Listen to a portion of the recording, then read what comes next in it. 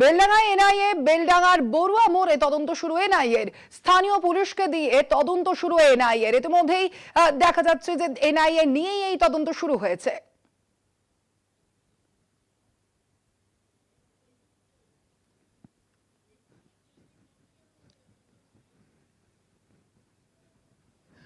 বেলডাঙ্গার ঘটনায় ইতিমধ্যেই কেন্দ্রীয় তদন্তকারী সংস্থা এই যে ঘটনার সেই তদন্তভার ইতিমধ্যেই নেওয়া হয়েছে এনআইএর তরফ থেকে। বেলডাঙ্গার বড়ুয়া মোড়ে তদন্ত শুরু এনআইএর স্থানীয় পুলিশকে নিয়ে তদন্ত শুরু করেছে ইতিমধ্যেই কেন্দ্রীয় তদন্তকারী সংস্থা। আমরা দেখেছিলাম বেলডাঙ্গা কিভাবে উত্তপ্ত হয়ে উঠছিল গত 16 এবং 17 জানুয়ারি, এবং সেই ঘটনার তদন্তভার ইতিমধ্যেই নিয়েছে কেন্দ্রীয় তদন্তকারী সংস্থা। তিলকে তাল করা হচ্ছে, এনআইএ তদন্ত করার মতো বড় ঘটনা ঘটেনি। বেলডাঙ্গায় এনআইএ তদন্ত নিয়ে বিস্ফোরক কংগ্রেস নেতা অধীর রঞ্জন চৌধুরী। কি বলেছেন তিনি শোনাবো আপনাদের।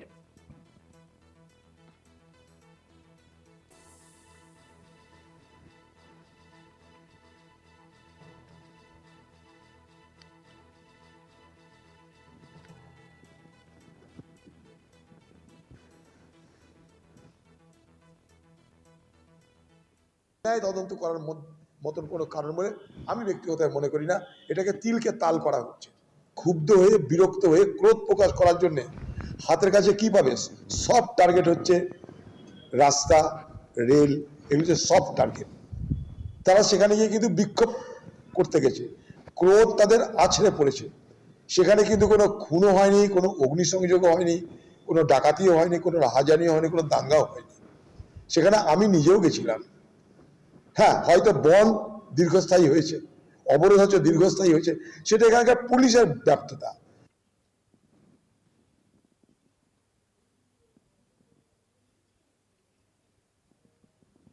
বেলডাঙ্গার বড়ুয়া মোড়ের যে ঘটনা আমরা দেখেছিলাম, সেই ঘটনাতে ইতিমধ্যে কেন্দ্রীয় তদন্তকারী সংস্থা এই ঘটনার তদন্তভার নিয়েছে। আমরা দেখেছিলাম কিভাবে পরিযায়ী শ্রমিকের মৃত্যুকে কেন্দ্র করে যেভাবে বেলডাঙ্গায় পরিস্থিতি উত্তপ্ত হয়ে উঠেছিল, এবং সেই ঘটনাতেই এবার এনআইএ এর তদন্তভার নিয়েছে, এবং সেই ঘটনাতেই এবার কংগ্রেস নেতার এই বক্তব্য।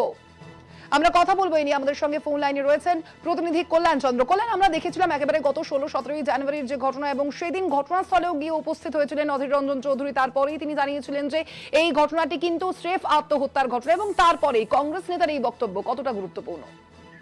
দেখো, অবশ্যই গুরুত্বপূর্ণ, কারণ অধীর চৌধুরীর বক্তব্য যে এনআইএ এসে এখানে কিন্তু তিলকে তাল করছে। কারণ বেলডাঙ্গায় এনআইএ তদন্ত করার মতো কোনো ঘটনা ঘটেনি। মানুষ যেভাবে আন্দোলন করেছিলেন, মানুষের যে আন্দোলন হয়েছিল, অর্থাৎ বেলডাঙ্গায় জনের মৃত্যু এবং অন্যজন পরিযায়ী শ্রমিককে মারধরের ঘটনায় যে আন্দোলন করেছিলেন, সেই আন্দোলন মানুষের স্বতঃস্ফূর্ত আন্দোলন ছিল। এবং তাদের অর্থাৎ এলাকার যারা মানুষ, যারা সাধারণ মানুষ, তারা আন্দোলন বলতে তারা বোঝায় বাস অবরোধকে, আন্দোলন বলতে বোঝায় তারা রেল অবরোধকে। তারা অনেকেই অশিক্ষিত মানুষ, তাদের অবরোধ যে জায়গা, সে অবরোধের জায়গা ডিএম বা এসপির বাড়ি নয় বা কোনো অফিস নয়, তাদের অবরোধের জায়গা রাস্তা, বাড়ির সামনে যে রাস্তা, স্বাভাবিকভাবে তারা অবরোধ করেন। সুতরাং সেই অবরোধটা, সেই আন্দোলনটা এমন কিছু নয় যাতে এনআইএকে ছুটে আসতে হবে এবং তদন্ত করতে হবে, এরকমটাই বক্তব্য দিয়েছেন আজকে অধীর চৌধুরী। এবং তুমি জানো, ঘটনার দিন অধীর চৌধুরী সেখানে গিয়েছিলেন। যদিও কিছু মানুষ অধীর চৌধুরীকে বিজেপির দালাল বলে সেখান থেকে গো ব্যাক স্লোগান দেয়, তবে অধীর চৌধুরী তাদের বাড়িও গিয়েছিলেন। অর্থাৎ যে মারা গেছিল আলাউদ্দিন শেখ যে মারা গেছিল ঝাড়খণ্ডে, সে আলাউদ্দিন শেখের নিহতের পরিবার বাড়িতেও গিয়েছিলেন, তাদেরকে সমবেদনা জানিয়ে এসেছিলেন।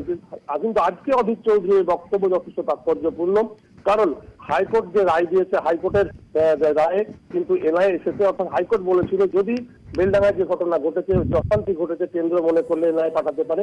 তারপরেই এনআইএ আজকে তদন্ত ভার দায়িত্ব নিয়েছে। এই ঘটনায় অধীর চৌধুরীর পাশাপাশি তুমি যদি বলো, সেখানকার তৃণমূল বিধায়ক কিন্তু রবিউল আলম চৌধুরী একই বক্তব্য, তার বক্তব্য ছিল। রবিউল আলম চৌধুরী যা বলেছেন যে এনআইএ তদন্তের মতন ঘটনা কিন্তু বেলডাঙ্গায় ঘটেনি।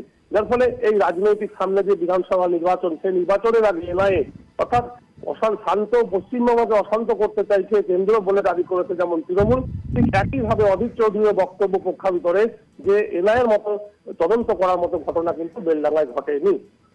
ধন্যবাদ তোমায় কল্যাণ।